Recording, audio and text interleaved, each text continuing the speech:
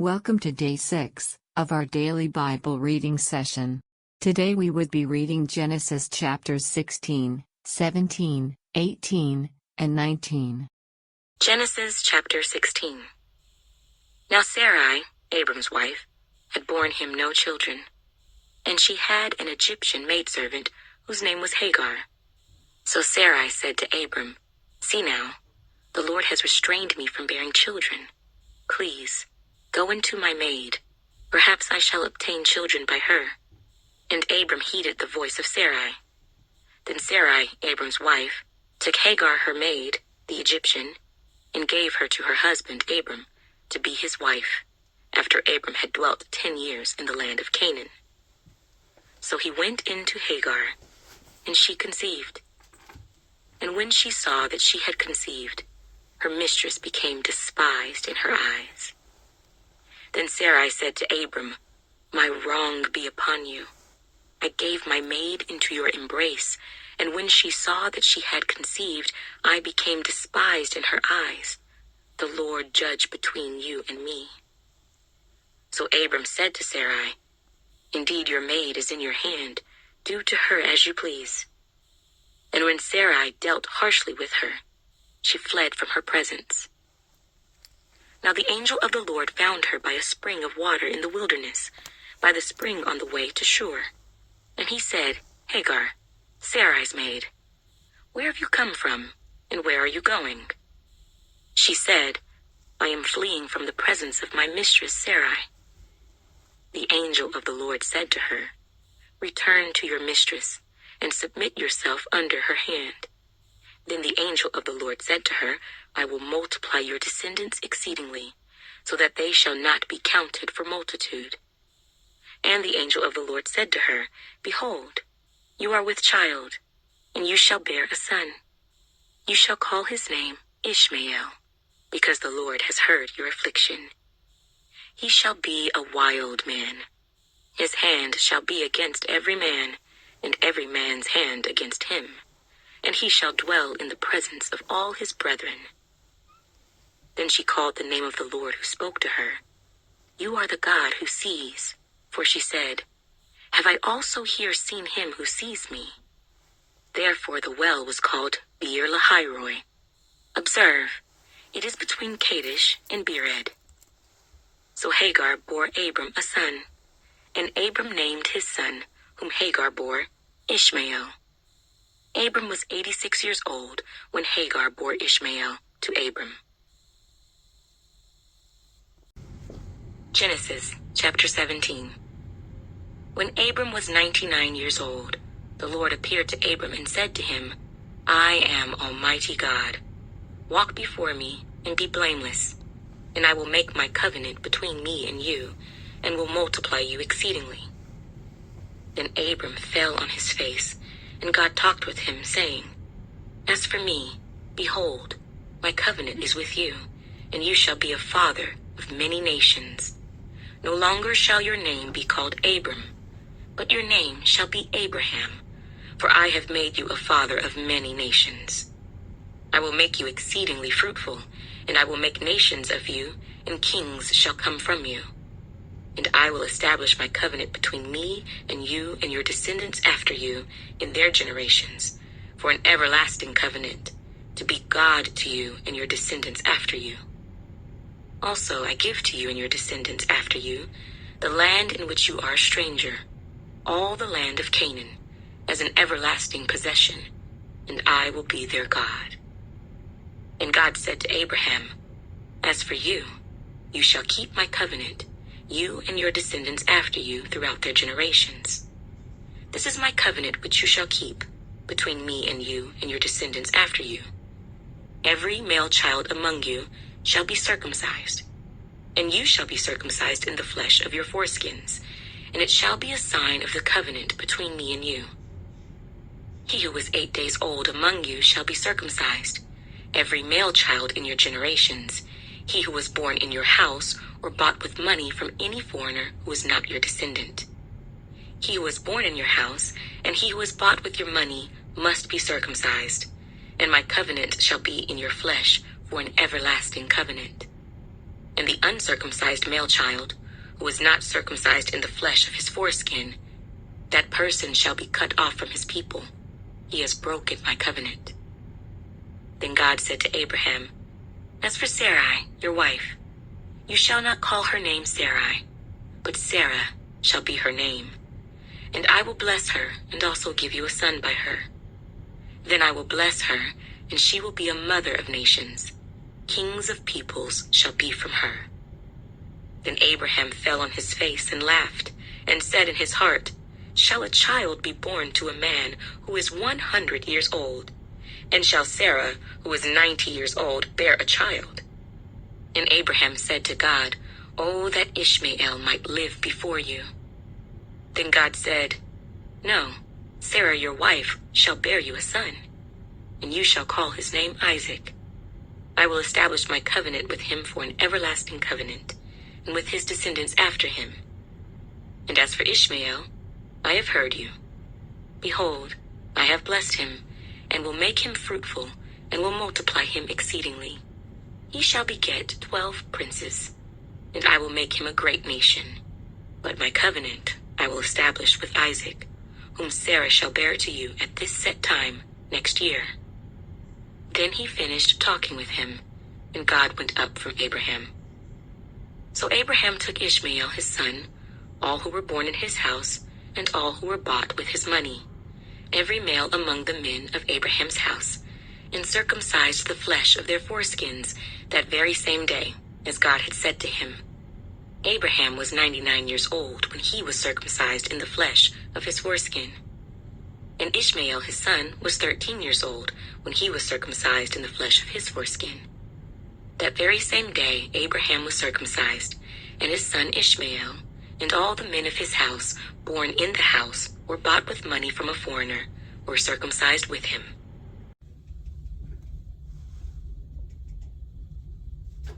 Genesis chapter 18. Then the Lord appeared to him by the terebinth trees of Mamre, as he was sitting in the tent door in the heat of the day. So he lifted his eyes and looked, and behold, 3 men were standing by him. And when he saw them, he ran from the tent door to meet them, and bowed himself to the ground, and said, "My Lord, if I have now found favor in your sight, do not pass on by your servant. Please, let a little water be brought, and wash your feet, and rest yourselves under the tree. And I will bring a morsel of bread, that you may refresh your hearts. After that you may pass by, inasmuch as you have come to your servant." They said, "Do as you have said." So Abraham hurried into the tent to Sarah and said, "Quickly, make ready 3 measures of fine meal, knead it and make cakes."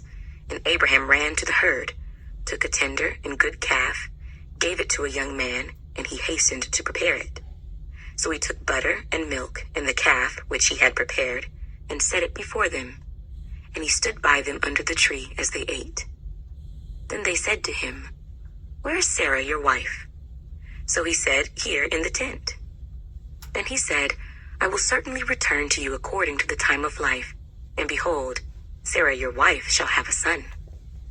Sarah was listening at the tent door which was behind him. Now Abraham and Sarah were old, well advanced in age, and Sarah had passed the age of childbearing. Therefore Sarah laughed within herself, saying, "After I have grown old, shall I have pleasure, my Lord being old also?" And the Lord said to Abraham, "Why did Sarah laugh, saying, 'Shall I surely bear a child since I am old?' Is anything too hard for the Lord? At the appointed time I will return to you, according to the time of life, and Sarah shall have a son." But Sarah denied it, saying, "I did not laugh," for she was afraid. And he said, "No, but you did laugh." Then the men rose from there and looked toward Sodom, and Abraham went with them to send them on the way. And the Lord said, "Shall I hide from Abraham what I am doing? Since Abraham shall surely become a great and mighty nation, and all the nations of the earth shall be blessed in him. For I have known him, in order that he may command his children and his household after him, that they keep the way of the Lord, to do righteousness and justice, that the Lord may bring to Abraham what he has spoken to him." And the Lord said, Because the outcry against Sodom and Gomorrah is great, and because their sin is very grave, I will go down now and see whether they have done altogether according to the outcry against it that has come to me. And if not, I will know. Then the men turned away from there and went toward Sodom, but Abraham still stood before the Lord. And Abraham came near and said, Would you also destroy the righteous with the wicked? Suppose there were 50 righteous within the city. Would you also destroy the place and not spare it for the 50 righteous that were in it? Far be it from you to do such a thing as this, to slay the righteous with the wicked, so that the righteous should be as the wicked. Far be it from you. Shall not the judge of all the earth do right? So the Lord said, If I find in Sodom 50 righteous within the city, then I will spare all the place for their sakes. Then Abraham answered and said, Indeed now, I who am but dust and ashes have taken it upon myself to speak to the Lord. Suppose there were 5 less than the 50 righteous, would you destroy all of the city for lack of 5? So he said, If I find there 45, I will not destroy it. And he spoke to him yet again and said, Suppose there should be 40 found there. So he said, I will not do it for the sake of 40. Then he said, Let not the Lord be angry, and I will speak. Suppose 30 should be found there. So he said, I will not do it if I find 30 there. And he said, Indeed now, I have taken it upon myself to speak to the Lord. Suppose 20 should be found there. So he said, I will not destroy it for the sake of 20. Then he said, Let not the Lord be angry, and I will speak but once more. Suppose 10 should be found there. And he said, I will not destroy it for the sake of 10. So the Lord went his way as soon as he had finished speaking with Abraham, and Abraham returned to his place. Genesis chapter 19. Now the 2 angels came to Sodom in the evening, and Lot was sitting in the gate of Sodom. When Lot saw them, he rose to meet them, and he bowed himself with his face toward the ground. And he said, Hear now, my lords, please turn into your servant's house and spend the night, and wash your feet. Then you may rise early and go on your way. And they said, No, but we will spend the night in the open square. But he insisted strongly, so they turned into him and entered his house. Then he made them a feast and baked unleavened bread, and they ate. Now before they lay down, the men of the city, the men of Sodom, both old and young, all the people from every quarter, surrounded the house. And they called to Lot and said to him, Where are the men who came to you tonight? Bring them out to us that we may know them carnally. So Lot went out to them through the doorway, shut the door behind him, and said, Please, my brethren, do not do so wickedly. See now, I have 2 daughters who have not known a man. Please, let me bring them out to you, and you may do to them as you wish. Only do nothing to these men, since this is the reason they have come under the shadow of my roof. And they said, Stand back. Then they said, This one came in to stay here, and he keeps acting as a judge. Now we will deal worse with you than with them. So they pressed hard against the man Lot, and came near to break down the door. But the men reached out their hands and pulled Lot into the house with them, and shut the door. And they struck the men who were at the doorway of the house with blindness, both small and great, so that they became weary trying to find the door. Then the men said to Lot, Have you anyone else here? Son-in-law, your sons, your daughters, and whomever you have in the city, take them out of this place. For we will destroy this place, because the outcry against them has grown great before the face of the Lord, and the Lord has sent us to destroy it. So Lot went out and spoke to his sons-in-law, who had married his daughters, and said, Get up, get out of this place, for the Lord will destroy this city. But to his sons-in-law he seemed to be joking. When the morning dawned, the angels urged Lot to hurry, saying, Arise, take your wife and your 2 daughters who are here, lest you be consumed in the punishment of the city. And while he lingered, the men took hold of his hand, his wife's hand, and the hands of his 2 daughters, the Lord being merciful to him, and they brought him out and set him outside the city. So it came to pass, when they had brought them outside, that he said, "Escape for your life. Do not look behind you nor stay anywhere in the plain. Escape to the mountains, lest you be destroyed." Then Lot said to them, "Please no, my lords. Indeed now your servant has found favor in your sight, and you have increased your mercy which you have shown me by saving my life. But I cannot escape to the mountains, lest some evil overtake me and I die. See now, this city is near enough to flee to, and it is a little one. Please let me escape there. Is it not a little one? And my soul shall live." And he said to him, "See, I have favored you concerning this thing also, in that I will not overthrow the city for which you have spoken. Hurry, escape there, for I cannot do anything until you arrive there." Therefore the name of the city was called Zoar. The sun had risen upon the earth when Lot entered Zoar. Then the Lord rained brimstone and fire on Sodom and Gomorrah, from the Lord out of the heavens. So he overthrew those cities, all the plain, all the inhabitants of the cities, and what grew on the ground.